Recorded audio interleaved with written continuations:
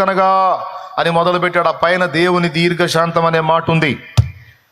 ఆ దీర్ఘశాంతంతో చాలా సంవత్సరాలు కనిపెట్టాడంట. మనలాగా టెంప్ట్ అవడండి దేవుడు. నిద్ర వచ్చిన వాళ్ళు స్తోత్రం చెప్పండి. కొంతమంది చెప్పారు. సరే ఉదయం మెలకుతో వాళ్ళు చెప్పండి. 2 చేతులు ఎత్తి చెప్పండి నాయనా. మనలాగా తొందరపడి దేవుడు కోపపడడు. దీర్ఘశాంతము చాలా ఓపికతో కాచుకుంటాడు. చివరికి ఓర్పు అయిపోయింది. ఇక తీర్పు స్టార్ట్ అయింది. మొత్తం చచ్చి శవాలై తేలారు. కానీ దేవుని మాట విని దేవుని మాటకు విధేయత చూపినటువంటి నోవా ఫ్యామిలీ మాత్రం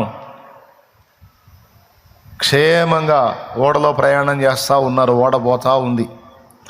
వెళ్ళి అరారాతు పర్వతం మీద ఆగింది. దేవునికి స్తోత్రం. తర్వాత భూమి మీద నీళ్ళు ఇంకిపోయిన తర్వాత వాళ్ళంతా బయటికి వచ్చారు. ఆ వచ్చిన తర్వాత వాళ్ళ నుండి జనములు ఉత్పత్తి అయినాయి.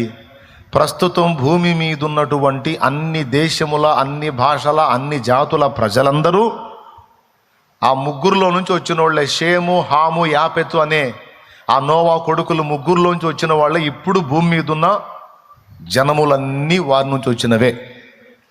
ఇదండి సింపుల్గా స్టోరీ. సావు మూడోడు చెబితే వినడు. వాడి నడమంత్రం, వాడి మిడివేళ వాడే ఊరేగుతూ ఉంటాడు కదా. రే మూడిందిరా, నీకు కొంచెం మార్చుకోరా, మారు మనసు పొందురా, కాస్త చూడరా, దేవుడు ఒకడు ఉన్నాడురా అంటే వాడి నడగా.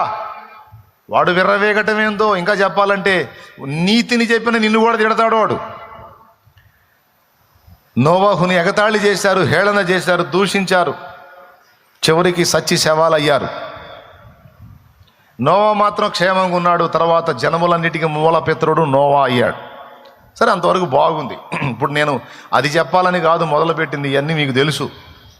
మీకు ఆవేశం వచ్చి బైబిల్ చదవటం మొదలుపెట్టినప్పుడల్లా ముందు చదివేది ఆదికాండమే. ఆదికాండంలో కనీసం 10 అధ్యాయాలు చదువుతారని నా నమ్మకం. ఆ 10 అధ్యాయాల్లో నేను చెప్పిన మ్యాటర్ దొరికింది మీకు. ఇప్పుడు అది కాదు ఇక్కడ పాయింట్. దేవుడు ఒక ప్రత్యేకమైన మాటను ఇక్కడ వాడాడు. 5వ వచనం మీరు చదవండి. నరుల చెడు తనము భూమి మీద గొప్పదనియు, వారి హృదయం యొక్క తలంపులలోని ఊహంతయు ఎల్లప్పుడూ కేవలము చెడ్డదనియు యెహోవా చూచి. వారి హృదయముల యొక్క తలంపులలోని ఊహ అన్నాడు.